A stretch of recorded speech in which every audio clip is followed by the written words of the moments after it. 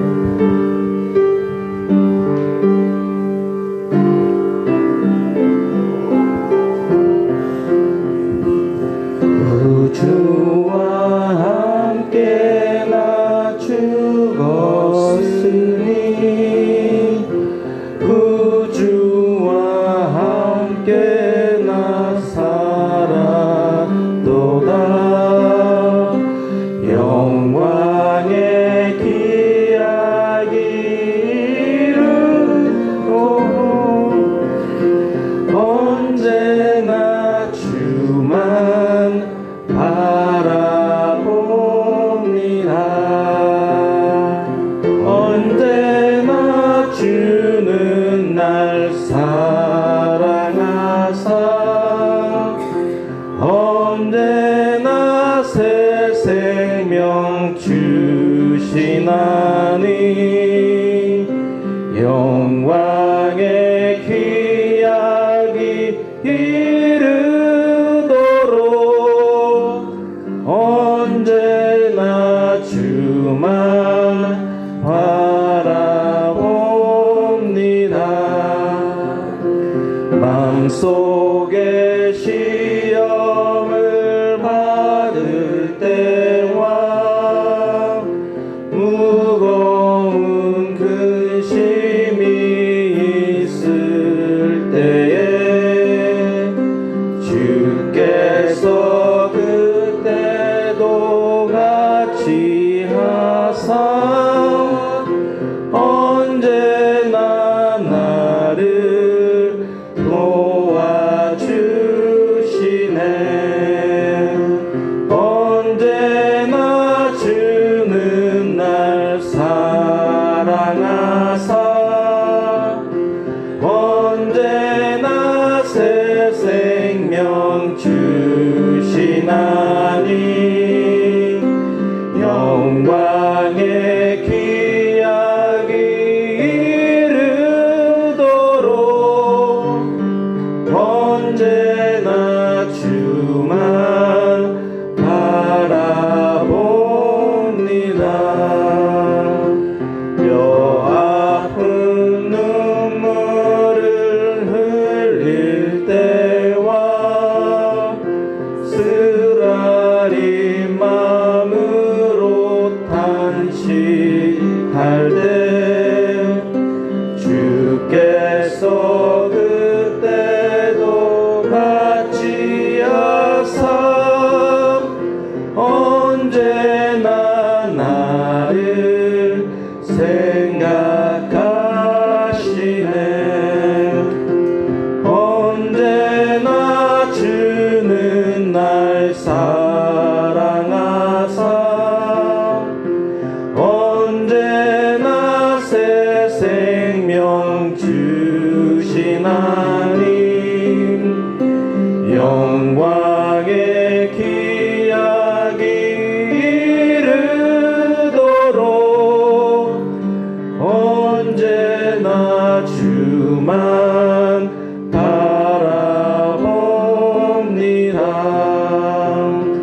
내 몸의 약함을 아시는 주 못 고칠 질병이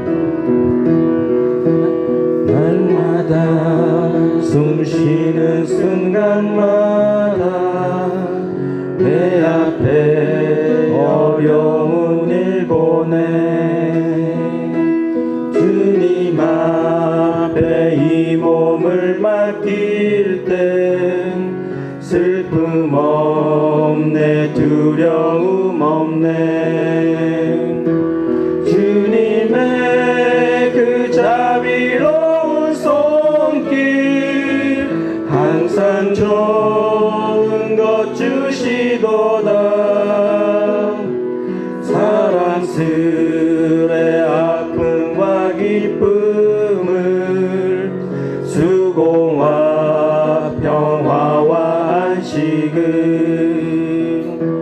날마다 주님 내 곁에 계셔 자비로 날 감싸 주시네.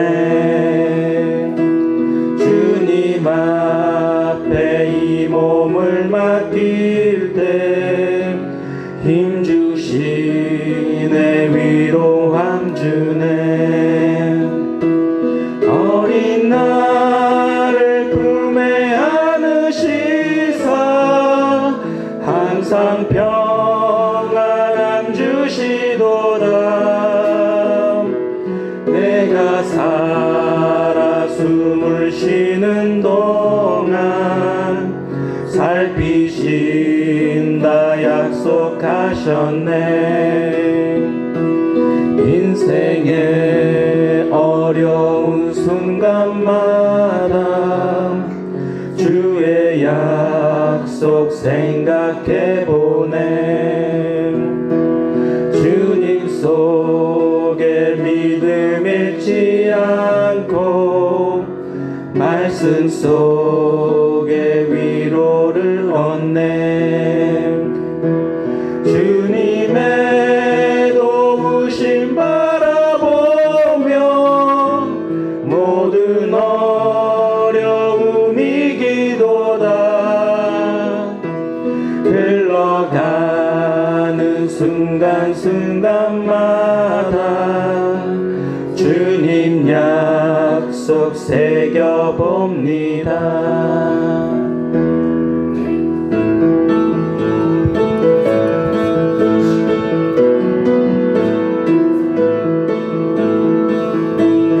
싸울지라 죄악 벗은 형제여 담대하게 싸울지라 저기 약한 적병과 심판날과 멸망의 날 내가 섰는 눈앞에 곧 다가오리라.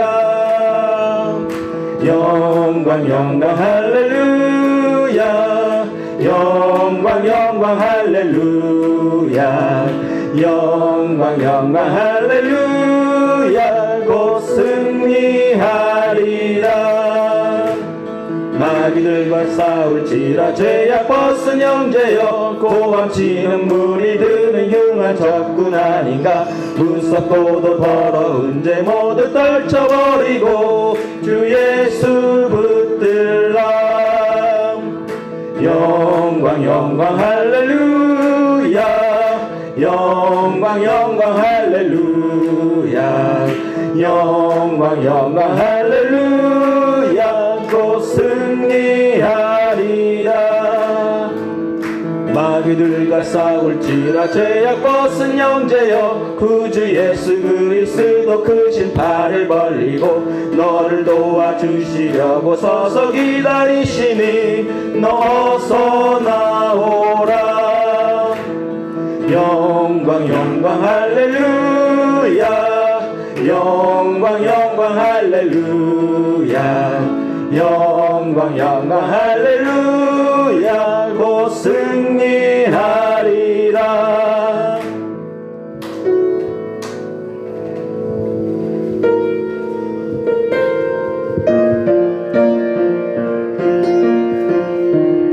세상에서 가장 낮은 자 주님 곁에서 가장 높은 자로 거듭나며 세워주시옵소서. 다 같이 찬송하겠습니다.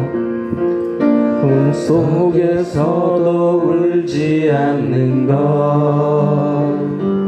억울해서 울지 않는 것 걱정할 수밖에 없는 상황 속에도 걱정하지 않는 것 사랑할 수 없는 사람조차도 사랑하며 품어주는 것 용서할 수 없는 사람일지라도 용서하여 주는 것 어떠한 자기 주장도 버리고 오직 모든 것을 주님 뜻에 맡기며 내가 강한 것이 아니라 주가 강함을 보여줌이 진정한 겸손. 물 수 없어도 화내지 않고 끝까지 인내하는 것, 감사할 수 없는 그런 조건에서도 감사하며 사는 것, 칭찬이나 비난 가운데서도 침묵하며 살아가는 것, 말씀 순종하기 어려울지라도 믿음으로 순종하는 것, 어떠한 자기 주장도 버리고 오직 모든 것을 주님 뜻에 맡기며 내가 강한 것이 아니라 주가 강함을 보여줌이 진정한 겸손. 겸손은 겉사람이 드러나지 않고 속사람이 드러나는 것, 하나님과 가장 가까운 사람이 바로 겸손한 사람. 자기 주장도 버리고 오직 모든 것을 주님 뜻에 맡기며 내가 강한 것이 아니라 주가 강함을 보여줌이 진정한 겸손. 어떠한 자기 주장도 버리고 오직 모든 것을 주님 뜻에 맡기며 내가 강한 것이 아니라 주가 강함을 보여줌이 진정한 겸손. 자, 각자 기도하시겠습니다.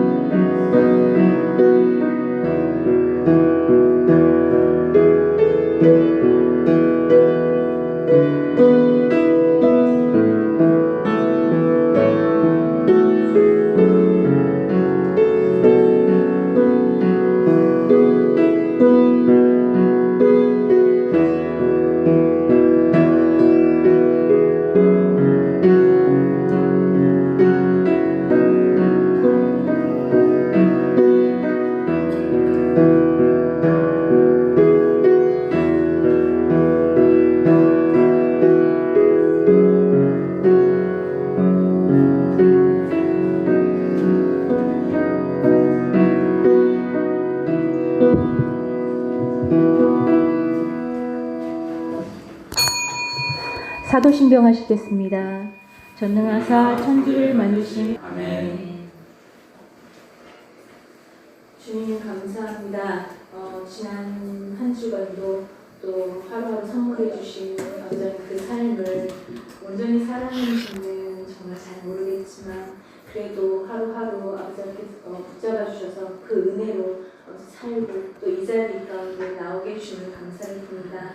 나의 발걸음으로 나의 의지로 나온 것이 아니라 온전히 주님의 은혜 가운데 주님께서 인도하여 주셔서 이 자리에 앉아 있을 수 있음에 너무나 감사를 드립니다. 주님, 날마다 저희들이 사는 삶 가운데서 정말 주님 그냥 당연하게 여기는 것이 없고 그냥 또 익숙해지는 것이 없고 아버지 변화에 저희들이 늘 아버지 그것을 익숙한 것을 버리고 변화하면서 살아가는 저희들 되길 원합니다. 그 자리에 안주하는 삶, 평안하다 이것이 좋다 하면서 아버지 하나님 익숙해지고 주저앉고 아버지 그 자리에 머무는 것이 아니라 날마다 하루하루 정말 단 1cm라도 조금이라도 한 발자국을 떼면서 주님을 향한 아버지의 걸음이 될 수 있도록 주님 인도하여 주시옵소서. 저희들의 발걸음이 대신 앞서가시는 주님을 정말 더 앞서가지 않고 오직 그냥 앞서가시는 주님의 그 발뒤꿈치를 따라서 그 길 갈 수 있는 저희들 되기를 원합니다. 날마다 저희들의 삶 가운데서 아버지는 저희들의 그 육신적인 힘과 혼적인 힘을 다 빼주시고 아버지 정말 오직 모든 힘을 빼고 정말 아버지는 주님 앞에 그 힘없는 모습으로 나아갈 때 내 안에 살아계신 주님께서 강해주실 줄로 믿습니다. 그래서 나의 주변에 있는 자들이 내 안에 계신 빛 대신 예수님을 보고 아버지 하나님 정말 그리스도의 향기를 풍기는 우리의 모습이 될 수 있도록 주님 인도하여 주시옵소서. 오늘도 말씀 전하는 아버지 목사님의 입술을 주장하여 주시고 그 입술을 통하여서 아버지께서 주시는 그 말씀이 우리 마음에 아버지 하나님 심기워지고 또 쪼개어지고 깨어질 것들이 깨어질 수 있는 시간 될 수 있도록 주님 도와주시옵소서. 온전히 이 시간 나의 마음을 주님께 집중하기를 원합니다. 주님 나의 마음을 받아주시옵소서. 예수님의 이름으로 기도드렸습니다. 아멘.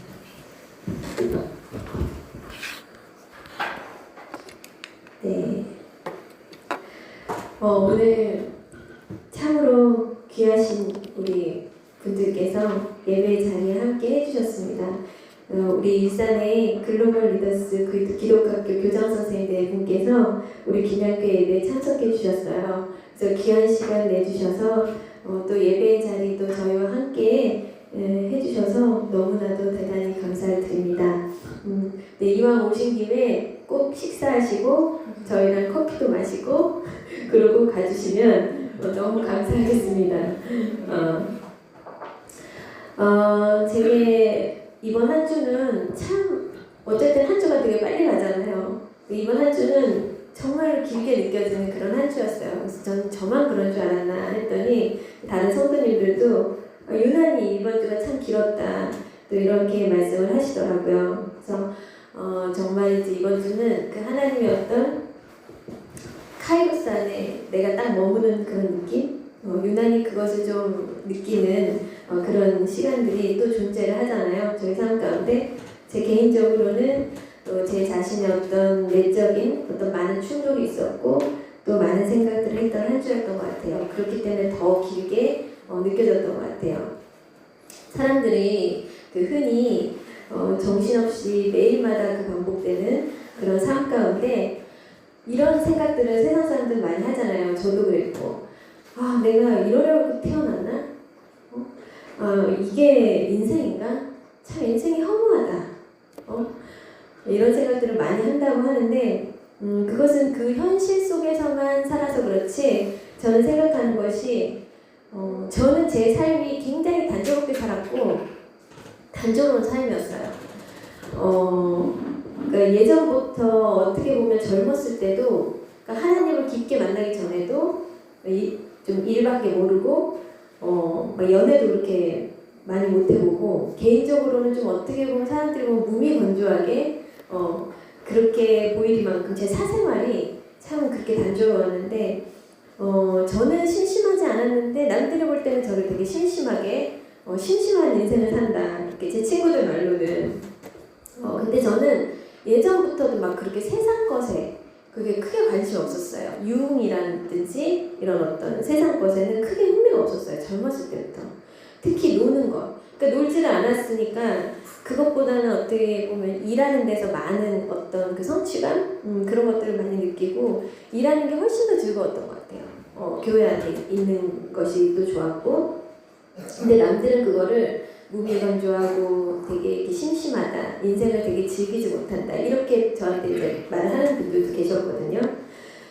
근데 저는 참 많은 생각과 또한 제 나름대로의 그 삶 속에서 많은 고찰들 하면서 그 매일 새로운 것을 하나님 안에서 많이 배웠어요.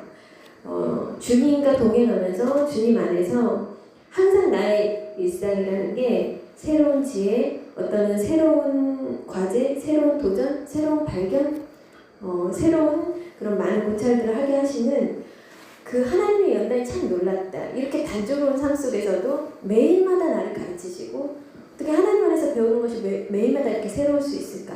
그런 생각을 제가 참 많이 했는데 그분이 인생들에게 주신 어떤 크고 작은 그 연단들 아주 단순하고 아주 반복되는 그런 일상 속에서 그런 연단들이 제가 이제 절실하게 깨닫게 된 것은 뭐냐면 우리가 어떻게 보면 지긋지긋하고 허무하기도 한 듯한 그 매일에 반복되는 어떤 그런 쳇바퀴 같은 그런 하루하루 삶에서 사실은 그 삶 속에서 우리는 매일마다 성장하고 있고 사실은 그 삶 속에서 우리는 매일마다 성숙해가고 있거든요. 근데 그것을 현실 속에서만 안주하면 잘 못 깨닫게 돼요. 근데 하나님 안에 있으면 그것을 되게 깊이 체험하게 돼요. 그래서 끊임없는 배움, 끊임없는 감사. 하루하루 이제 데이 바이 데이 내가 아까 전에 그 영미 집사님 기도해 주시는데 또 놀랐어요. 내가 말하고자 하는 것들과 또 이런 기도의 내용이 또 일치해서 그런 하루하루의 삶 그런 것들이 굉장히 중요하지 않고 일상적인 것 같지만 우리는 그것을 통해서 반드시 성장한다. 그리고 그 시간들을 통해서 하나님을 깊이 배우고 만난다. 그래서 제게 있어서는 주님 안에서 있는 어떤 주님과 동행하면서 겪는 모든 경험과 삶들이 제 육신의 소욕을 채우는 것보다 또 어떤 쾌락을 즐기는 것보다 참 행복했던 것 같아요. 그게 이제 한 끗 차이인데 세상이 주는 것은 굉장히 자극적이고 굉장히 즉흥적이고 굉장히 좋잖아요. 근데 세상에서는 그 쾌락이 100% 채워지지 않는 쾌락이에요. 만족함이 없는 쾌락, 약간 몇 프로 부족한 쾌락. 근데 하나님에서의 그 쾌락과 즐거움, 하나님 안에서 찾는 즐거움은 되게 몸이 건조한 듯 보이지만 완벽한 체험이 있어요. 그것이 다른 것 같아요. 하나님 안에서 있는 것들이. 제가 그 매일마다 쳇바퀴 돌듯 한 그런 삶 속에서 아침부터 저녁까지 저는 주로 일을 하잖아요. 늦게까지도 일을 할 때가 많았고 근데 제가 가끔 이렇게 살면서 너무너무 보고 싶은 친구들이 있어요. 너무너무 그리운. 근데 그 친구들을 한 번 보고 싶은데 저는 주말에도 시간이 없잖아요. 그래서 저는 365일 일하는 사람. 그게 지금 한 5년 넘은 것 같아요. 그러니까 이제 가끔씩 너무너무 그리운 친구들이 있고 너무 보고 싶은 사람들이 있는데 제가 그럴 때마다 이제 하나님께 기도를 해요. 너무 그립고 보고 싶고 제가 이제 하나님 허락하시는 날에는 그 사람들도 마음껏 만날 수 있는 그런 여유가 있는 그런 시간이 주어지는 그런 시간들이 저한테 있었으면 좋겠다. 이제 그런 기도를 하곤 했는데 제가 새벽에 기도를 하는데 하나님께서 그 말씀을 하시더라고요. 네가 그렇게 그립고 네가 그렇게 보고 싶은 자가 있다면 그들을 만나려고 애를 쓰지 말래요. 그들을 내려놓으래요.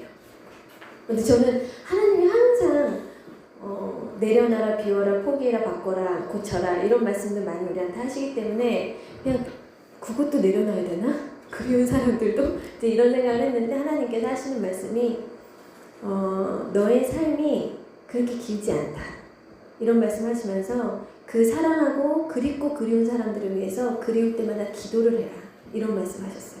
그럼 내가 그들과 함께 있겠다. 그래서 제가 마음이 한순간에 비워지더라고요.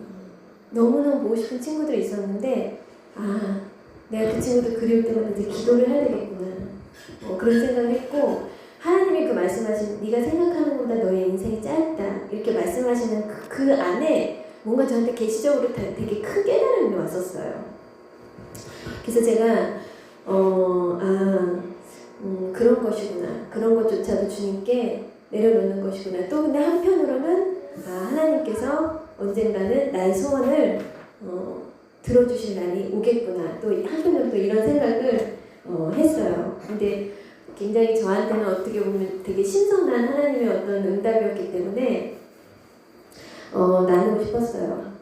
우리가 여러분들 중에 지금 예수님을 영접하신 지 얼마 안 되시는 분들 계시잖아요.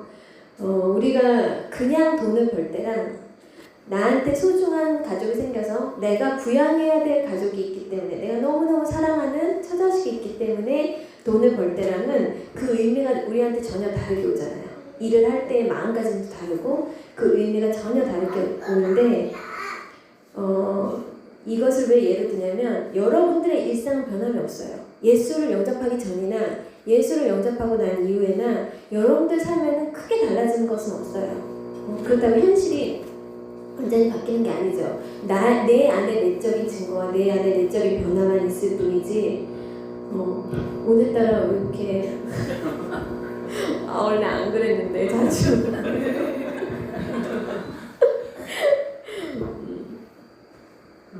그래서 현실은 크게 바뀌는 게 없어요. 우리 내적으로는 굉장히 많은 변화가 있지만 여전히 힘든 육아는 힘들고 가시 같은 시어머니, 잔소리 많은 남편, 꼴 보기 싫은 직장 상사 그들이 변화되는 게 아니기 때문에 내 현실은 그대로 있어요. 심지어 빡빡한 삶의 복잡한 돈 문제까지 전혀 내 현실은 내가 예수를 믿던 어제나 예수를 영접한 오늘이나 그냥 달라질 건 없어요. 일상 중에 변하는 건 없지만 여러분들이 느끼실 거예요. 그 모든 것들이 내게 다른 의미로 다가온다는 거. 똑같은 현실인데 어제와 오늘이 너무 다른 의미로 다가온다는 거. 그 지긋지긋하던 나의 일상들조차 나에겐 되게 소중하고 의미 있게 다가온다는 것을 여러분들이 깨닫게 될 거예요. 그래서 우리가 주님은 아까 기도해 주셨지만 우리가 주님 언제 만난다? 날마다 숨쉬는 순간마다. 우리가 찬양했듯이 우리는 주님을 어떤 한 인생의 어떤 크고 작은 어떤 그런 사건 사고들을 통해서가 아니라 우리는 정말 평범하고 정말 항상 똑같은 그런 너무 어떻게 보면 지루하기까지 한 보이는 그런 일상 속에서 우리가 하나님 만나는 거거든요. 날마다 숨쉬는 순간마다 그렇게 나의 삶의 의미가 달라진다. 제가 지지난주와 지난주 우리 주님께서 우리에게 참 귀한 말씀을 주셨는데요. 잠깐 정리를 한번 해보고 갈게요. 복습하는 의미로. 우리가 지지난주 말씀을 통해서 내 안에 십자가의 흔적, 즉 내 안에 내적 증거를 가진 성도는 어떤 표적이나 하나님 보여주신 기적 등에 의한 그런 외적 증거로 하나님의 존재 여부를 전혀 판단하지 않고 또 내 안에 가진 내적 증거를 가진 자들은 보여지는 현상이나 어떤 환경들에 전혀 개의치 않고 오직 하나님 안에서 완전한 신뢰, 완전한 믿음 그것을 가지고 나아간다. 그래서 하나님 앞에서 그들은 침묵할 줄 알고 잠잠할 줄 알고 잠잠히 기다릴 줄 알며 겸손하고 어떤 상황에서도 주님을 이해하려고 하지 않고 다만 어떤 상황에서도 주님을 인정하고 주어진 환경을 받아들이고 그분을 신뢰한다. 그것이 곧 믿음이다. 이런 말씀을 드렸어요. 그래서 우리가 뭐라고 고백을 했죠? 우리 오늘도 한번 고백을 할 건데 내 안에 주님이 계십니다. 내 안에 주님이 계십니다. 그런 고백을 했어요. 그리고 지난주 말씀은 뭐였냐? 이 세상은 점점 더 하나님을 발견하기 힘들다. 이 세상에서 하나님을 보기가 더욱더 어렵다. 왜? 점점 더 세상은 암흑과 같이 어두워지기 때문에 그 안에서는 모든 인생들이 하나님 안 계신 것 같고 좋을 줄은 없는 것 같고 그런 암흑과도 같은 세상의 모습이지만 주님은 여전히 세상에 꼭꼭 감추어진 듯한 그런 하나님으로 나타난다 인생들 가운데. 그런데 그런 하나님을 세상도 보여줄 수 없는 하나님을 누가 보여줄 수 있다? 내가. 그래서 나를 통해 하나님이 보인다. 누구에게? 믿지 않는 자들에게. 그래서 사람들은 나의 빛을 통해 하나님을 볼 수 있고 그 빛을 통해 하나님께 나아온다. 이런 말씀 전했어요.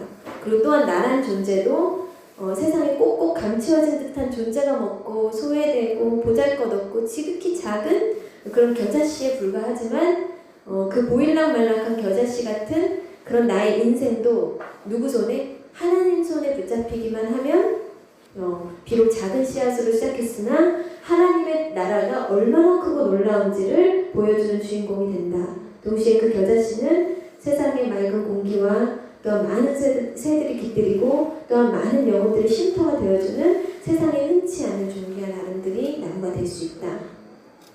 이런 것들을 말했어요. 그래서 우리는 흔하디 흔한 질그릇이다. 아니다. 우리는 흔하디 흔한 질그릇임에도 불구하고 우리 속에 보배가 있기 때문에 우리는 값으로 가치를 따질 수 없는 그릇이 되었다. 나를 통해 하나님의 나라가 임하고 나를 통해 하나님이 보인다 라는 말씀을 전했습니다. 그래서 우리가 지난주에는 나를 통해 하나님이 보인다 이런 고백을 우리가 서로 나누었어요. 우리 지지난주와 지난주 따로 고백했던 말씀을 이번 주 연이어서 한번 고백을 해볼게요. 제가 적어왔어요. 우리 가슴에 손 얹고 같이 한번 고백해볼까요? 시작. 내 안에 주님이 계십니다. 나를 통해 하나님이 보입니다. 네. 그래서 진정한 신앙, 또 순결한 신앙, 온전한 신앙은 하나님이 행하시는 표적과 기적을 믿는 것이 아니라 무엇을 믿는다? 하나님의 약속의 말씀.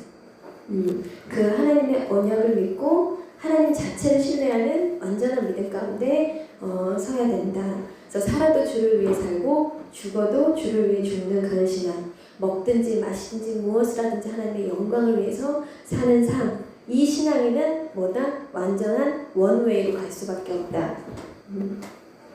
그래서 다른 길, 다른 목적은 나의 삶에 두지 않는다. 모든 부모들이 자녀를 양육할 때 모든 가치관이 다 달라요. 어떤 부모는 뭐 공부가 뭐 중요해, 인격이 중요하지. 또 어떤 부모는 굉장히 아메리칸 스타일로 키우고, 또 어떤 부모는 되게 보수적으로 키우고, 또 어떤 부모는 예의와 범절을 중요시 여기고, 어떤 부모는 학구열에 굉장히 집중하기도 하고. 그러니까 자녀를 사랑하는 부모의 마음은 다 같은데 그 사랑하는 자녀를 양육하는 방식이라든지 교육하는 방식은 다 다르다는 거죠. 근데 저는 우리 지효에게 굉장히 뚜렷한 교육관을 가지고 있어요. 저는 우리 지효에게 단 하나의 목적뿐이에요. 뭐냐면 오직 예수로만 그의 삶의 뿌리를 심어주는 것. 저는 거기에 완전히 올인을 했어요. 그래서 난 저 아이에게 물려줄 수 있는 것은 오직 신앙밖에 없고, 물려줄 수 있는 게 신앙밖에 없는 게 아니라 물려줘야 되는 것이 신앙밖에 없다. 저는 그런 생각으로 왔고, 그 유산 외에는 전혀 내가 우리 지효에게 줄 것은 없다. 항상 그 생각을 했어요. 그래서 제 역할의 처음과 끝, 그것이 저희 교육의 목적인데, 그 하나의 목적이 저 안에서는 굉장히 뚜렷하기 때문에, 왜냐하면 제가 중고등학교 때 하나님 믿지 못한 게 지금도 한이 되기 때문에 그래요. 그것이 너무나 한이 됐기 때문에 저는 그 하나의 굉장히 그 목적이 뚜렷한데, 제가 지금도 그래요. 엄마한테도 왕왕. 내가 어렸을 때부터 청소년 때부터 예수를 온전 지금처럼만 알고 이런 뿌리로 내가 이렇게 심겨졌다면 나는 지금 여기에 없다고. 난 여기에 없다고. 항상 그래요. 나는 세계로 나갔을 거라고. 난 더 하나님의 선한 일을 난 더 넉넉히 할 수 있었을 텐데 이런 생각을 해요. 물론 그것이 전부는 아니지만 저는 항상 무슨 생각을 하냐면 하나님의 은혜에 보답할 수 있는 삶을 살아야 된다고 생각해요. 그러니까 하나님이 나한테 생명을 주셨으면 그 생명값을 해야 되고, 주님이 나를 위해서 생명을 던지셨다면 그 보혈의 피값은 내가 하고 가야 된다. 이런 어떤 생각이 있어요. 항상 하나님 앞에 염치가 없다라고 해야 되나? 항상 부끄러우니까 나의 모습은. 근데 저는 지유가 그런 신앙의 뿌리 하나님만 이렇게 오직 예수로만 만난다면, 저는 우리 딸이 어디에 있든 누구와 있든 어떤 환경에 놓이든 어떤 인생의 문제를 만나든 어떤 시대를 타고났든 전혀 개의치 않아요. 전혀. 아무것도 두렵지 않아요. 지유가 전능자와 함께 가는 그런 삶의 길을 알고 그 믿음 안에서 온전히 서 있다면, 저는 저 하늘은 무너질지언정 그 아이 안에 무너지지 않은 믿음을 알고 있기 때문에. 그래서 뿌리만 진짜 굳건해진다면 저는 어미 독수리처럼 정말 확 놓아버릴 수 있어요. 근데 제 신념은 뭐다? 그 전에는 절대 안 돼요. 그 뿌리가 온전히 예수 안에 박히기 전까지는 절대 세상 밖으로 막 돌리고 싶진 않아요. 그게 제 교육 철학이에요. 근데 만약에 그 뿌리가 온전히 세워져서 그 하나님 안에서 그 믿음이 정말 온전히 세워진다. 그럼 저는 그냥 거침없이 세상으로 나아가라. 그렇게 얘기를 할 것 같아요. 저는 성교육, 사춘기, 진로, 어떤 대인관계, 스펙, 결혼 전혀 신경 안 씁니다. 제가 예수를 만나면 거기 다 있어요. 그러니까 우리는 솔로몬처럼 지혜를 아니 장수와 부귀를 덤으로 얻는 삶을 살아야지 그것을 구하는 것은 부질없다고 생각해요. 그러니까 저는 예수만 온전히 만나면 나머지는 다 덤으로 주님이 다 주신다는 걸 깨달았어요.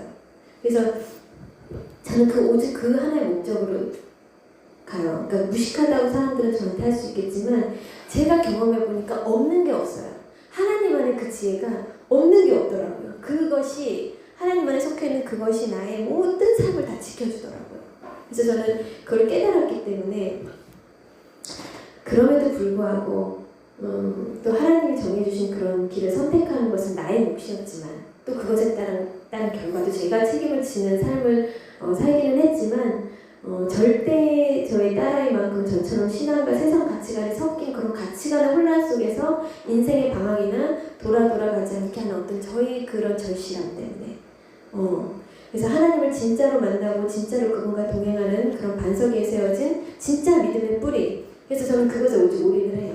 제 하는 말이라든지 제 행동도 그렇게 보이지 않으려고 애를 쓰고 저도 본을 보이기 위해서 노력하고 그래서 절대 인생의 1분 1초도 허투루 쓰지 않도록 허투루 낭비하지 않도록 내가 그렇게 너무 낭비하고 살았기 때문에 가볍게 삶을 살지 않게끔 하나님께서 주신 그 피값으로 우리를 대신해 주신 그 삶을 좀 진지하게 살 수 있게끔 그것이 저의 어떤 교육 철학이고 목적이에요. 오직 예수.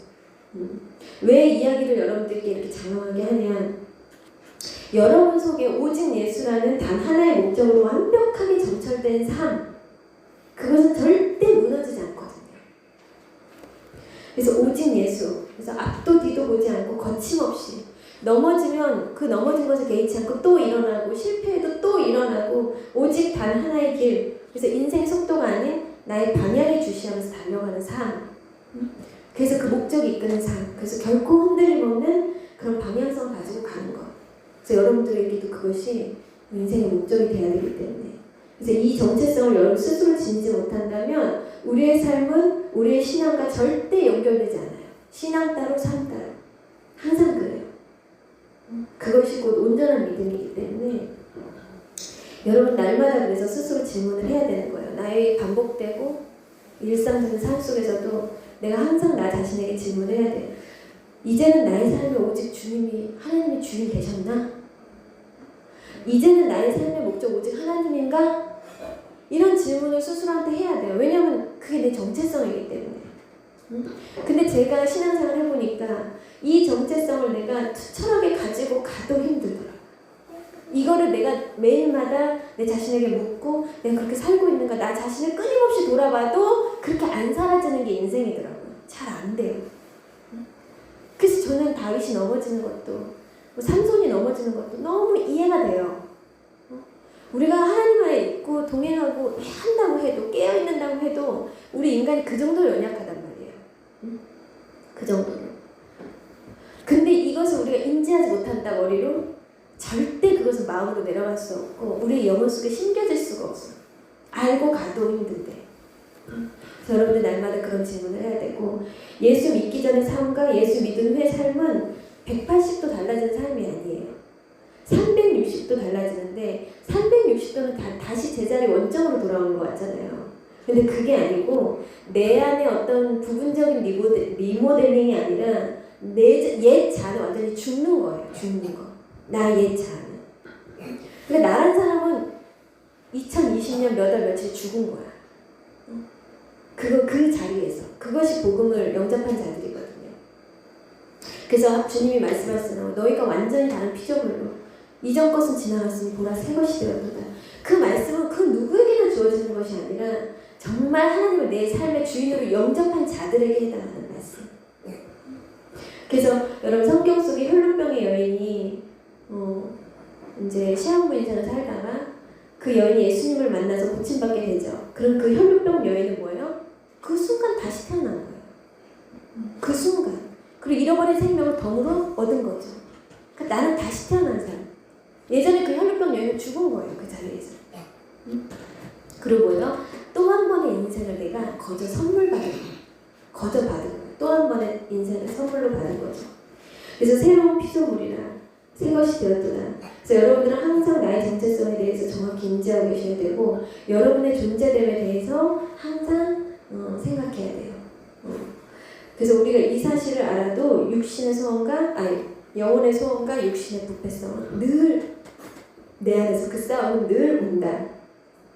그리고 옛 자아와 새 자아의 그 딜레마는 항상 오고요. 나의 원죄, 한 번에 죽지 않는 어떤 나의 자아, 세상에서 쌓은 나의 지정의, 나의 어떤 내 스스로 옳고 그름을 판단했던 나의 선악과 그리고 육신에서 비롯되는 어떤 영적 전쟁은 늘 끊임없이 옵니다. 하루하루 매일마다. 그렇기 때문에 그럼에도 불구하고 우리가 이 사실을 머리로 인지하는 것이 대단히 중요하다는 거예요. 어제 저희 그 오빠 네가 와서 세언니랑 이제 얘기를 하는데 우리 세언니 가까운 지인들이 점집을 갔는데 진짜 용하다는 거예요. 너무너무 용한 점쟁인데 자기는 아직 안 갔대. 왜 안 갔냐면 그냥 내가 알고 싶지 않은 얘기를 할까봐 무서워서 안 갔대요. 근데 얼마나 용한지 그 지방에서도 그 점을 보러 점치러 그 점쟁이 찾아간대요. 누구든지 그 삶의 문제가 다 있잖아요. 그러니까 자기한테는 어떤 절실하니까 그렇게 먼 곳에서도 그 사람을 이렇게 찾아서 오는 거겠죠. 근데 그 심지어 그 점쟁이가 그 자신을 찾아온 손님에게 해결책, 당신이 지금 가지고 있는 그런 부부간의 문제 그걸 해결하려면 교회를 가서 7년 동안 기도를 하라 그랬대요. 그게 제가 마음속에 기가 차가지고 그래서 내가 속으로 아무나 교회 오나? 교회가 그런 곳인가? 너무 기가 차가지고 어이가 없더라고요. 너무 그 점쟁이한테 화가 나는 거예요. 감히 우리 교회를 어떻게 보고 그래서 무슨 생각이냐면 와 진짜 교회 안에 수많은 사람들 가운데 정말 여러 가지 목적으로 여러 이유들로 나오는 사람들이 얼마나 많을까 그런 생각을 했어요. 우리 교회는 그런 사람들이 올 수가 없죠. 왜냐면 티가 나니까. 근데 대형 교회는 엄청 많을 거 아니에요. 여러 가지 목적으로 예수님이 아닌 어떤 다른 목적으로 오는 사람들도 많이 있겠죠. 그래서 그리스도인들에게도 여러분 수많은 삶의 문제들이 주어져요. 제게도 많은 사람들이 상담을 요청하지만 대부분의 사람들은 누굴 것 같아요? 당연히 비그리스도인들보다 그리스도인들이 훨씬 많죠. 세상 사람들보다 훨씬 많은데 세상 사람들이 뭐 문제를 가지고 목회자를 찾아오겠습니까? 점쟁이를 찾아가지. 더군다나 이제 목회자라고 하면 이제 더 이상 많이 이렇게 성직자라고 하기에는 신뢰가 많이 떨어졌기 때문에 근데 여러분들이 기억해야 될 것은 우리한테 문제가 오는 것, 그리스도인들 어차피 세상 사람들은 외인이니까 제쳐두고 우리 그리스도인들 내부 안에서 우리 그리스도인들의 어떤 많은 문제들 그런 것은 내 자신이 잘못 살아왔던 어떤 그런 삶의 결과일 수도 있고 하나님의 섭리 안에서 주어지는 연단이나 단련이나 시험의 과정일 수도 있어요. 근데 한 가지 중요한 사실은 하나님 안에 있는 자들에게 주어지는 모든 문제나 환경 가운데 결코 우연이란 없다. 그리고 하나님이 계획되어서 계시지 않는 문제란 절대 없다는 거예요. 근데 예수님 믿기 전에 나의 문제는 뭘까? 당연히 하나님의 어떤 연단이나 시험이 아니겠죠. 내가 저지른, 내가 살아온 삶에 대한 어떤 나쁜 것들은 쓰레기겠고 그것도 빨리 치워야 되겠고 그리고 잘못된 어떤 나의 생활 습관이라든지 나의 어떤 인격적인 부분이라든지 이런 것들이 있겠죠. 근데 일단 그럼에도 불구하고 너무 많은 그리스도인들조차 우리가 위 말씀대로 어떤 하나님 안에 온전한 신앙, 온전한 믿음, 하나님과 온전한 관계, 하나님과 온전한 나의 정체성을 세워져 있지 않기 때문에 우리의 삶은 절대 우리의 신앙과 연결되지 않는다는 거예요. 문제가 드러났을 때, 그래서 그리스도인들은 그가 성도인지 교인인지 그거를 알아보려면 문제가 드러났을 때 그게 드러나게 돼요. 교인과 성도는 생각부터가 달라요. 생각의 시작부터가. 그러니까 생각의 시작이 다르니까 당연히 문제 해결 방법이 전혀 다르겠죠.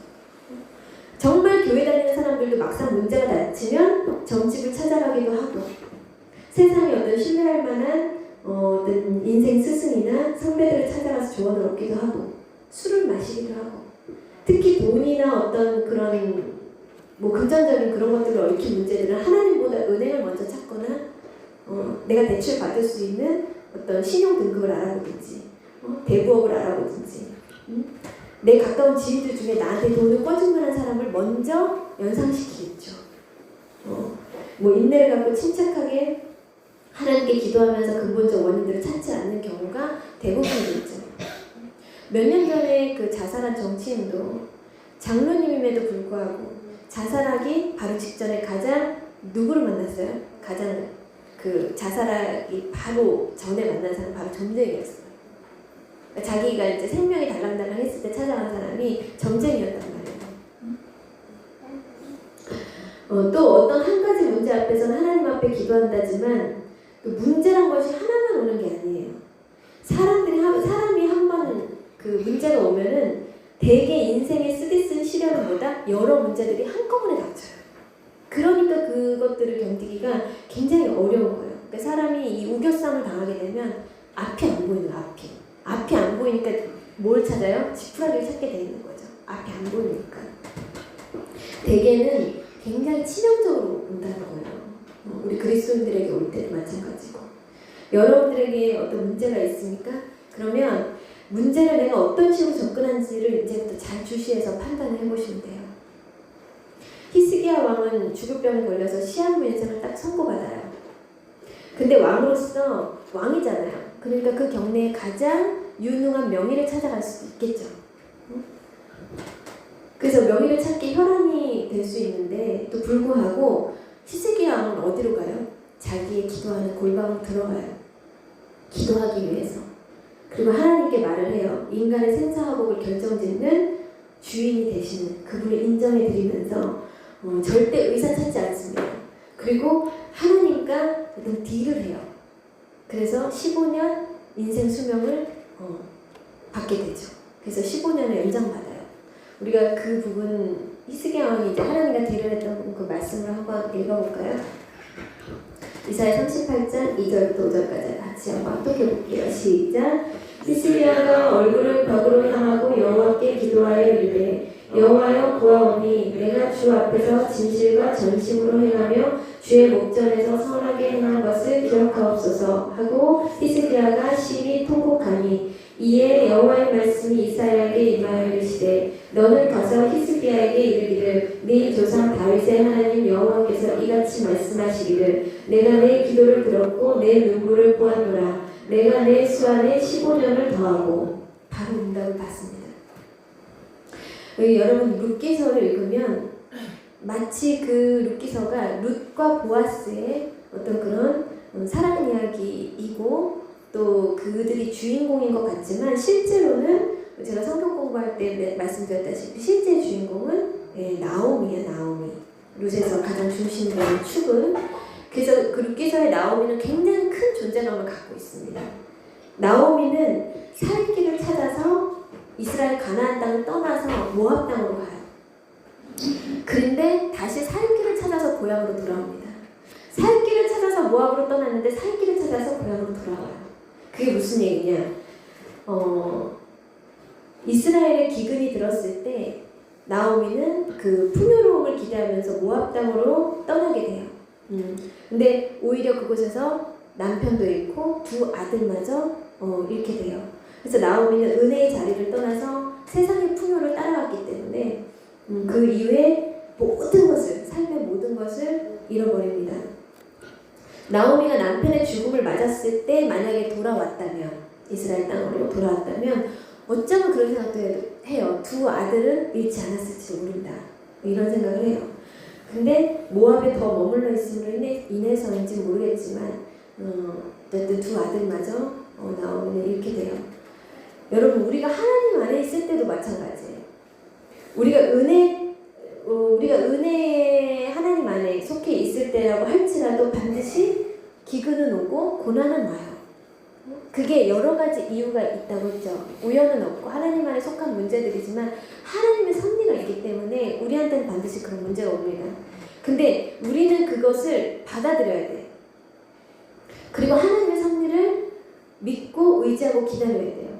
근데 눈에 보이는 것을 쫓지 않고 당장 나의 선택과 어떤 만족보다는 세상의 이치보다는 하나님 안에 그 믿음 안에 머물러야 되는 어떤 그런 지구력이 있어야 된다는 거예요. 근데 나오미는 이때 인생의 절망 끝자락에서 완전한 절망 가운데서 다 잃었잖아요. 그러면 뭐 이도 저도 안 되니까 나도 죽자. 뭐 그렇게 생각할 수도 있겠지만 나오미는 그 상황에서 이제 이 현실을 받아들여요. 그리고 현실을 직시해요. 그리고 아주 현명한 마지막 선택을 하죠. 근데 그 마지막 선택이 나오미가 잃었던 그 모든 것을 다 거의 보상해줄 만한 그런 축복의 계보에 들어가게끔 해줍니다. 마지막 현명한 선택은 뭐다? 다시 가나안 땅으로 돌아와요. 나오미는 이때 그 가나안 땅으로 돌아갈 결심을 하면서 자신의 가정에 내린 어떤 하나님의 심판을 겸허히 받아들여요. 그렇게 받아들이기 힘들잖아요. 하나님 내가 뭘 그렇게 잘못했다고 내 인생에 이런 시련을 주시며 내 자식들을 다 데려가시고 그것도 모자라 제 남편도 데려가시고 이스라엘에서 과부가 되면 어떻게 먹고 살라고 그렇게 할 수도 있잖아요. 근데 나오미는 안 그래요. 하나님 앞에 겸손히 받아들여요. 그리고 은혜의 땅으로 돌아가기를 결단해요. 근데 은혜의 땅으로 돌아온다는 그 의미가 아니에요. 그 뭐냐? 내가 여호와께 완전히 턴을 하겠다는 거예요. 내가 이렇게 세상의 풍요를 따랐는데 눈에 보이는 것을 쫓았는데 너 이제 모든 걸 다 잃었다. 그래도 나 이제 진짜 주님께 돌아가리라. 그렇게 결심을 한다는 거예요. 그건 하나님 앞에서 굉장히 자신을 낮추는 행위였죠. 그러면서 나오미가 이런 고백을 해요. 하나님이 나를 치셨다. 그렇게 겸손하게 고백을 합니다. 우리 룻기서 한번 읽어볼게요. 1장 13절 시작. 너희가 어찌 그들이 자라기를 기다리겠으며 어찌 남편 없이 지내겠다고 결심하겠느냐. 내 딸들아 그렇지 아니하니라. 여호와의 손이 나를 치셨으므로 나는 너희로 말미암아 더욱 마음이 아프도다 하네. 그러니까 며느리들의 고통이 자기로 인해서 며느리들도 남편을 잃었다고 생각을 하는 거예요. 이제 나오니까 여러분은 여러분들에게 주어진 것을 인정하는 것, 그리고 결과에 순복하는 것, 그리고 내가 주어진 환경을 그냥 받아들이는 것, 내 삶의 모든 결과에 대해서 내가 기꺼이 나의 잘못을 인정하고 순복하는 것. 그 인정하고 받아들이는 자세는 하나님이 굉장히 기뻐하시는 행위예요. 그런 자들에게 하나님 뭘 베푸신다? 한없는 긍휼을 베풀어 주세요. 예. 그래서 나오미는 비록 방황했지만 그 방황의 결과로 인해서 하나님 앞에 뭐다? 깨어진 사람이 되어서 돌아와요. 하나님께 원망과 불평을 하는 것이 아니라 하나님 앞에 완전히 깨어진 겸손한 사람이 되어서 고향으로 돌아오고 그는 낮아집니다. 우리는 고난의 이유를 다른 이들에게 돌리지 말고 먼저 내 자신을 살펴야 돼요. 그래서 제가 우리 성도님들한테 항상 하는 말, 주변에서 누가 나를 욕하거나 내 자식을 욕하면 나를 돌아보고 내 자식을 돌아봐야지 그 상대방 욕하지 말고 제가 항상 얘기하잖아요. 받아들여라. 남이 하는 이야기를 인정할 건 인정하고 받아들이고 그게 문제가 없다고 해도 반드시 내 속에 있는 것부터 살펴야 된다. 제가 항상 그렇게 이야기를 해요. 근데 문제를 받아들이는 방법에서도 마찬가지예요. 그래서 여러분 우리는 고난의 이유를 자기 자신 안에서 찾아야 되고 하나님 앞에 흠없는 이는 아무도 없어요. 아무도 없기 때문에 고통 속에서 하나님의 뜻을 깨달았다면 우리는 돌이키기를 주저하지 말아야 돼요. 그곳에 안주해서 잊지 않겠다는 거죠. 비록 모든 것을 내가 다 이룬 후에 깨달은 것이지만 그럼에도 불구하고 늦지 않았다는 것을 우리는 깨달아요. 누구를 통해서? 나오미의 삶을 통해서.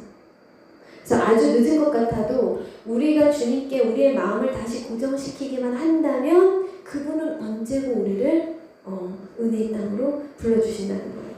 그래서 우리가 사망 직전에 깨닫는 그 깨달음조차도 하나님 귀히 여기시고 하나님 우리 무덤에서 꺼내줄 수 있다. 어떤 그 무덤 앞에 서 있는 문제라고 할지라도 그래서 주 안에서 절망은 결단코 없다. 그것을 우리 나오미의 인생을 통해서 배우게 되고 여기서 우리가 주목할 것들이라고 저는 생각을 해요.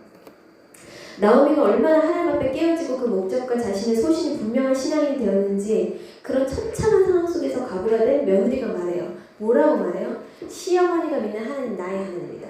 난 절대 시어머니를 떠나지 않겠다. 그럼 뭐예요? 나오미를 통해서 그 극한 환경을 통해서도 시어머니 그 며느리의 믿음이 실족하는 것이 아니라 나오미 속에서 하나님을 보았다라는 거죠. 얼마나 그 안에 심지가 곱게 하나님 앞에 턴을 했으면 그럴 때 그것을 며느리들이 보게 된 것이죠. 그래서 나오미가 하나님을 보여주었습니다. 그래서 며느리는 나오미를 통해서 믿음의 확신이 들었고 그것이 나오미의 믿음을 분명하게 증거해 준다. 그래서 나오미의 믿음이 아니었고 나오미의 회심이 아니었다면 룻도 없고 보아스와의 재혼도 없고 그 후에 다윗도 없고 다윗의 후손인 예수도 없습니다. 그래서 우리 룻기 1장 16, 17절 같이 한번 합독해 볼게요. 시작. 룻이 이르되 내게 어머니를 떠나며 어머니를 따르지 말고 돌아가라 강권하지 마옵소서. 어머니께서 가시는 곳에 나도 가고 어머니께서 머무시는 곳에서 나도 머물겠나이다. 어머니의 백성이 나의 백성이 되고 어머니의 하나님이 나의 하나님이 되시리라. 너무 멋있죠? 그 뒤에 이어지는 게 있네요. 같이 읽어볼게요. 시작. 어머니께서 죽으시는 곳에서 나도 죽어 거기 묻힐 것이라. 만일 내가 죽는 일 외에 어머니를 떠나면 여호와께서 내게 벌을 내리시고 더 내리시기를 원하나이다 하는지라. 나오미를 통하지 않았다면 룻의 신앙은 결코 없었죠. 그래서 제가 말씀드리잖아요. 여러분들 하나님 보여주시면 된다. 세상은 하나님 못 봐. 근데 내가 하나님 보여주는 거죠. 내가. 나의 삶을 통해.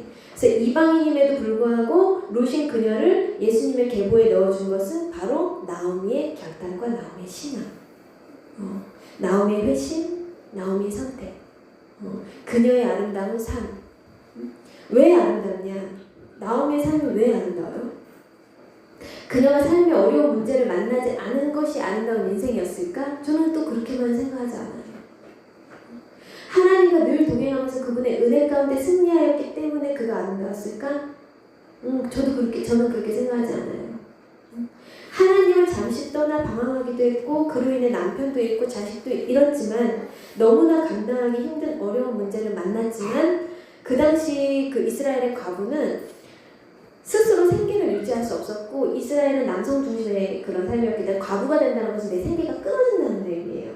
그러니까 내 생명이 끊어지는 것과 거의 비슷한. 그래서 하나님이 그 당시에 그 고아와 과부를 그렇게 불쌍히 여기셨던 거거든요.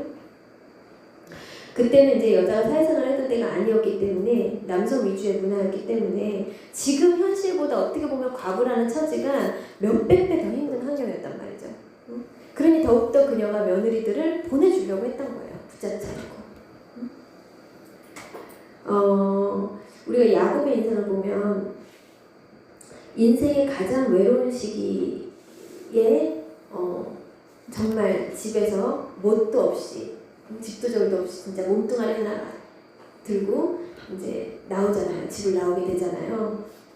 그랬을 때 제일 먼저 야곱이 갔던 곳이 베델이었어요. 베델. 거기서 하나님께 기도했어요. 하나님 절 지켜달라고. 근데 이제 그때 베델에서 잠을 자던 날 돌베개를 베고 돌을 머리에 베고 잠을 자던 날 그날 꿈에서 하나님이 만나주시죠. 다윗을. 그리고 그 야곱을. 그래서 야곱이 그 자리에서 이제 서원을 해요. 그때 하나님의 약속대로 야곱은 이후에 옛날 베델에서 하나님께서 약속하시고 말씀하신 대로 다 이루어졌어요. 야곱의 삶이. 엄청나게 많은 식솔들이 딸렸고 엄청나게 많은 짐승과 엄청나게 불어난 재산을 가지고 야곱은 하나님께 복을 받습니다. 그리고 많은 부를 가지게 되었지만 그 30년이 훨씬 넘는 그 시간 동안 야곱이 그렇게 하나님의 약속을 축복을 받는 그 시간 동안 야곱에겐 이방 문화의 때가 묻었어요. 그러니까 신앙이 예전 같지 않았다는 거죠. 그래서 옛날에 그런 노숙자 시절의 야곱과는 전혀 다른 그런 신앙의 색깔을 가지고 있었어요. 약간 타성에 젖은 듯한. 그러면서 야곱의 삶에 문제가 끊이지 않아요. 물론 하나님은 하나님의 약속을 지켰지만 야곱의 삶에는 문제투성이었어요. 힘들고 쫓기고 어떤 그런 복잡한 삶의 여정 중에서도 딸인 디나가 성폭행을 당하고 동네에서 성폭행을 당한 사실을 알게 돼서 야곱의 아들들이 그 상대방 마을을 습격해가지고 남자들을 다 죽여버려요. 근데 야곱은 거기서 이제 너무 많이 지쳐버려요. 여기에서 야곱은 식구들에게 무슨 명령을 하냐? 베델로 올라가자. 우리 베델로 올라가자. 그렇게 얘기를 해요. 그리고 자신이 인생에 가장 없었고 가장 배고프고 가장 외로웠던 그때 처음 하나님 만났던 그 장소 베델로 갑니다. 우리 그 장면을 한번 읽어볼까요? 창세기 35장 3절에서 5절까지 시작. 우리가 일어나 베델로 올라가자. 내 환난 날에 내게 응답하시며 내가 가는 길에서 나와 함께 하신 하나님께 내가 거기서 제단을 쌓으려 하노라 하매 그들이 자기 손에 있는 모든 이방 신상들과 자기 귀에 있는 귀고리들을 야곱에게 주는지라. 야곱이 그것들을 세겜 근처 상수리 나무 아래에 묻고 그들이 떠났으나 하나님이 그 사면 거울들로 크게 두려워하게 하셨으므로 야곱의 아들들을 추격하는 자가 없었더라. 모든 문제가 끊이지 않았을 때 야곱은 베델로 돌아가자. 그건 뭐예요? 하나님께 다시 내 신앙을 점검하자는 거예요. 그래서 베델로 가는데 베델에서 이제 회개를 하고 그 자녀들과 예배를 드린 후에 가는데 야곱의 아들들이 그렇게 많은 남자들을 죽였음에도 불구하고 그들을 추격하는 자가 없었더라 라고 성경이 말을 하고 있습니다. 야곱은 베델로 돌아가자는 의미는 이제 이방의 모든 풍습을 버려라. 그러니까 세상 것들 버려라. 한마디로 세상 것들. 너무 세상의 때가 묻어 있었기 때문에. 그래서 외형적으로는 어떻게 보면 부귀영화를 막 누리고 있는데 야곱의 신앙은 옛날 그 순수했던 신앙이 아니라 세상의 옷을 입었고 세상의 액세서리를 하고 이방 신들, 우상들을 자식들이 섬기고 있어도 방치한 상태. 그래서 이방의 옷들을 벗어버리고 이방의 액세서리를 끊고 땅에 묻어버리고 다 태워버렸어요. 베델에서. 그리고 뭐 했다? 과거를 청산했습니다. 야곱이. 그리고 새롭게 하나님 신앙으로 다시 초심으로 새 출발하는 모습을 볼 수 있어요. 그런 일련의 사건들을 통해서 하나님은 뭐다? 야곱을 깨우셨습니다. 그런 많은 문제들을 허락하심으로 인해서. 그래서 야곱에게 베델로 올라가라고 일깨우시는 하나님을 우리가 여기서 만날 수 있는데 그가 그동안 붙잡고 있었던 그 과거의 우상들을 훌훌 털어버렸을 때 하나님께서 그때서야 야곱을 찾아오세요. 여러분들에게도 여러분들의 그 베델이 다 있습니다. 여러분들이 과거 하나님을 알기 전이나 알고 난 이후나 여러분들에게도 모두 베델이 있어요.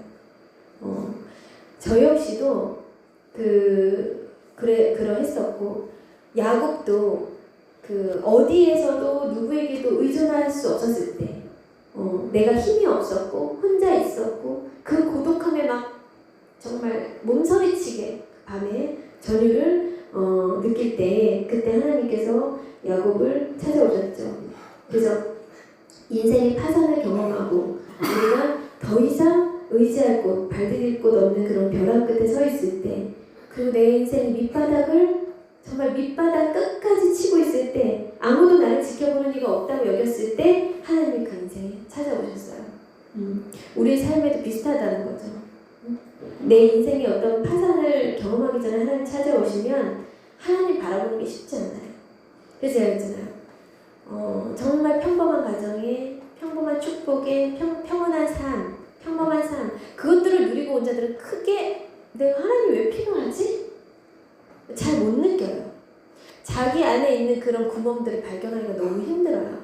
근데 내 삶에 많은 파산의 경험이 있고 많은 결핍이 있고 많은 내가 소외된 부분이 있고 그런 자들은 이 하나님께서 나에게 주신 구멍을 누구보다도 절실하게 깨닫는다는 거죠. 그래서 하나님이 아니어도 의지할 것 많은 사람들 아버지와 어머니를 의지하고 내 아내 나의 남편 자식들을 의지하고 돈과 명예를 의지하고 권력 등을 의지할 때는 하나님께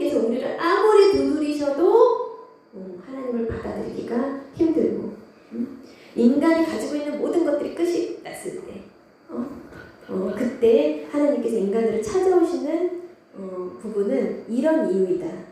그래서 인간이 가지고 있는 모든 것들이 끝이 났을 때, 의지할 곳이 없다고 여겨졌을 때, 내가 살아서는 안 돼, 난 죽어야 돼 스스로 생각할 때 그때 하나님의 음성을 들을 수가 있다. 왜? 그때는 하나님이 우리에게 다가오셔도 다 들리기 때문에. 여러분, 이제는 문제를 볼 때 하나님 안에서 나의 참된 모습 먼저 확인해야 돼요. 왜? 이제는 우리 삶은 누가 이끄신다? 내가 그동안 살아왔던 나의 잣대, 나의 가치관, 나의 선악관, 세상의 가치관, 용하다는 점쟁이, 나의 배운 지식, 내가 의지했던 수많은 스승들, 내가 좋아했던 수많은 인생 멘토들 절대 아니라는 거죠. 내가 존경하던 남편, 내가 존경하던 아내 아닙니다.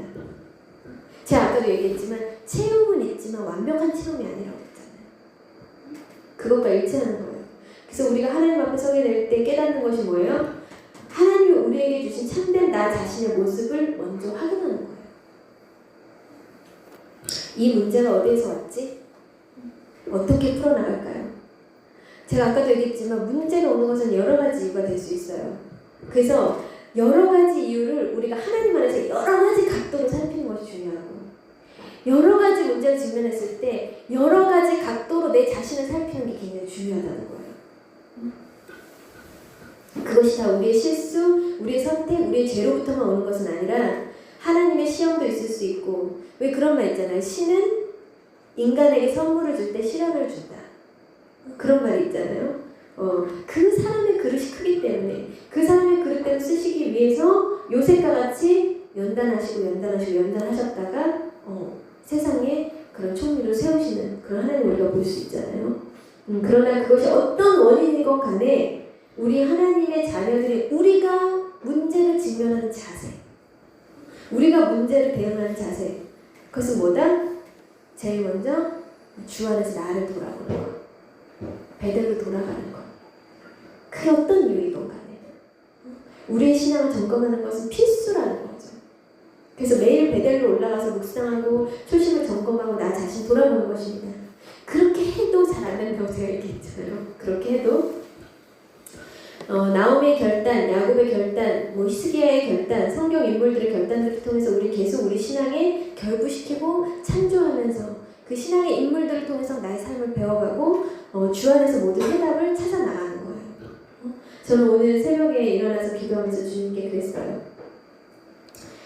주님, 저는 할 수 있는 것이 예나 지금이나 아무것도 없어요. 그냥 힘들었을 때나 평안할 때나 그저 내가 세상에 태어나서 할 수 있는 유일한 일. 제가 여러 번 설교 때 얘기했지만 우리가 하나님 앞에 할 수 있는 유일한 일은 뭐다? 하나님 앞에 나 하는 거? 주님 앞에 가서 우는 거 외에는 할 수 있는 것이 없어요. 저는 인생이 가장 힘들고 문제가 하나만 오면 좋은데 정말 휘몰아쳐 오더라고요. 이렇게 문제가 오면 한 가지 문제에도 정신이 없는데 이게 막 겹겹이 휘몰아쳐서 오고 사방이 우려싸움 당하니까 저는 항상 준비가 되어 있었어요. 그때는 항상 울 곳을 찾을 준비, 내가 울어야 될 장소. 그러니까 직장생활 하다가도 울어야 될 장소로 가, 운전을 하다가도 차를 세우고 한참 울어요. 그리고 이제 집에서 잠을 자다가도 울어야 될 때는 그렇게 울 곳을 찾았어요. 항상 하나님 앞에서 울어야 되니까. 울지 않으면 죽을 것 같으니까.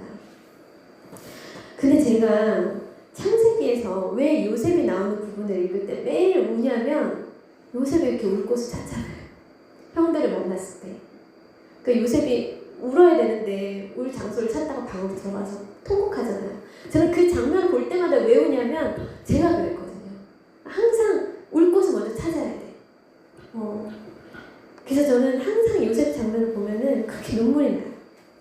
그래서 우리 야곱이 초심을 잃었을 때 힘든 시련을 겪고 베델로 올라가자 그러잖아요.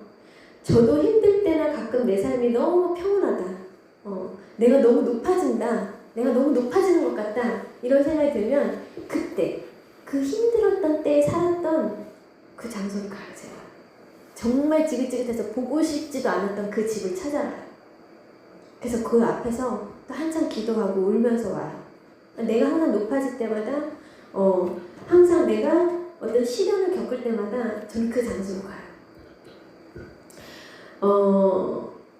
최근까지도 심지어 그런데 베델 그곳은요 어떤 곳이다? 다시금 내가 강해질 수 있는 그런 장소예요. 베델은. 그래서 주님과 1대1로 마주할 때 저는 제 자신이 가장 강해짐을 느껴요.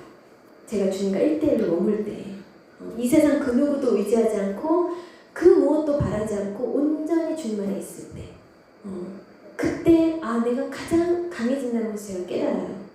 저는 그래서 지금도 제 자신이 살면서 가장 잘했다고 자부하는 것, 그 첫 번째는 예수를 만난 것이고, 그 다음에 제가 살면서 가장 잘했다고 자부하는 것 중에 두 번째는 제 인생의 가장 힘든 시기에 그 누구의 도움을 바란다거나 그 누구에게 의지하거나 절대 사람을 의지하지 않았다는 것, 세상적인 방법으로 문제 해결을 하지 않았다는 것, 문제 해결을 하려고도 하지 않았다는 것, 그것을 저는 제 자신에게 가장 큰 자부심이에요. 지금도 내가 인생 살면서 가장 잘했다고 생각하는 것, 인생이 가장 힘든 어두웠을 때 내가 사람을 의지하지 않고 세상적인 방법으로 내가 나아가지 않았다는 것, 그냥 나는 뭐다? 그냥 하나님 앞에 울기만 했다. 나는 항상 베델에 있었다. 그래서 여러분들이 살면서 나의 삶을 성경 인물들과 대입을 많이 하면 할수록 성경의 인물들과 내가 하나가 되고 친구가 돼요. 왜? 내가 그 성경 인물들을 이해할 수 있으니까. 근데 내가 그런 삶을, 진지한 삶을, 깊은 삶을 살아보지 못한 사람들은 왜 그래? 삼손은 왜 그래? 야곱은 왜 그래? 이렇게 되는 거죠. 근데 우리가 우리의 삶과 성경 인물들과 이게 대입이 되잖아요. 그러면 그 속에서 굉장한 삶의 지혜와 인생을 배우게 돼요. 그렇게 하나님은 내게 더 많은 계시들을 부어주시고 인생의 지혜들을 한없이 배우게 하십니다. 그래서 저는 여러분들께 다시 한번 묻겠습니다. 여러분들의 삶의 목적은 무엇입니까? 그렇다면 여러분들의 삶에서 오는 모든 문제들 가운데 여러분들은 어떻게 반응하시고 어떻게 생각하시고 어떻게 대응하시나요? 내가 어제 예수를 만난 사람도 마찬가지고, 내가 지난달에 예수를 만난 사람도 마찬가지고, 내가 10년 전, 20년 전, 30년 전에 만난 사람도 마찬가지예요. 내가 어떻게 그 문제 앞에서 대응하느냐, 그것이 내가 교인인가 성도인가를 판가름해 준다는 거예요. 그래서 여러분들의 문제 가운데 여러분들은 하나님 안에서 내 모습을 확인하는지, 모든 문제들 가운데 나를 봐야 돼. 내 자신을. 그리고 내가 그것을 나오미처럼 인정하고 내가 책임질 수 있어야 된다는 거예요. 나의 선택에 대해서. 하나님 안에서. 여러분들의 신앙을 여러분들 점검하세요. 여러분들 사람이나 세상의 도움을 구하는 것이 아니라 가장 먼저 하나님께 여러 각도로 묻는 것을 더 선행하시는지 그때 내 자신을 점검해보고 돌아봐야 된다는 거예요. 그래서 문제에 접근하는 성도들의 마음과 태도, 그것이 중요한 것이고, 오늘 말씀 제목처럼 저는 우리 이제 성도들께 하고 싶은 말은 세상 사람들에게 문제는 굉장히 시급한 문제예요. 그렇기 때문에 그들이 전쟁을 찾아간다면, 그것으로 스트레스가 해소된다면 그것도 그다음 나쁜 건 아니에요. 그렇지만 근본적인 해결은 당연히 안 되지만, 그렇지만 그리스도 안에 있는 자들에게 문제는 문제가 아니에요. 더 이상. 그래서 적어도 우리 성도들에게 문제가 아니라 뭐가 문제예요? 그러면 문제는 오늘 말씀의 제목과 같이 문제에 접근하는 성도들의 마음과 태도라는 거예요. 왜? 주님은요, 이 세상 모든 문제를 그냥 단 한순간에 1분, 1초, 1분도 안 걸려. 1초 만에 다 해결할 수 있어요. 그렇기 때문에 성도들에게 문제는 사실 문제가 아니에요. 근데 그 문제가 왜 해결이 되지 않고 하나님이 그 선미 가운데 내버려 두시느냐, 그것을 찾는 것이 우리의 어떤 의무겠죠. 그리고 저는 문제가 어떤 원인이건 간에 저는 여러분들이 늘 항상 여러분들이 그 주님과의 언약이자 사랑의 시작점이자 회복의 시작인 베델을 늘 기억하면서 겸손하게 하나님 앞에 받아들이고 인정하고 순복하는 삶 가운데 나아가시기를 진심으로 건면하고 축복합니다. 오늘 들은 말씀을 가지고 우리가 기도하는 시간을 가질게요. 뭐 크든 작든 간에 어떤 사람에게도 문제가 없는 사람은 없어요. 우리가 그 문제 가운데 내가 이전에 이렇게 살았지만 내가 그 많은 문제들 가운데 앞으로 어떤 나의 어떤 정체성 안에서 그 문제를 어떻게 바라보고 어떤 마음의 태도로 가지고 가야 되는가. 그것도 우리가 또 생각하고 문제가 될 때는 언제냐. 내가 나의 문제를 모르고 사는 사람도 너무 많아요. 내가 볼 때는 저 성도가 문제가 너무 많아. 이 성도가 어디서 어디부터 손을 대야 될지 모르겠어. 그 정도로 많은데 본인은 맨날 평안하대.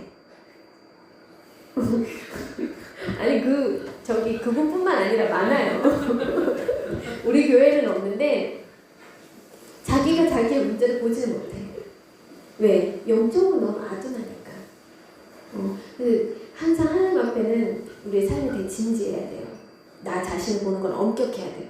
나 자신을 통제하고 컨트롤하는 건 엄격해야 돼요. 주님 안에서. 그래서 여러분들이 그런 자신들의 모습을 보여주고 주님 제 문제가 있다면 보여주세요. 제가 고칠게요. 전 문제조차 뭔지 모르겠어요. 내 삶에. 난 너무 평안하거든 지금. 그럼 하나님이 이 시간 여러분들께 각자의 배대를 조명해 주시지 않을까 이런 생각을 합니다. 이 시간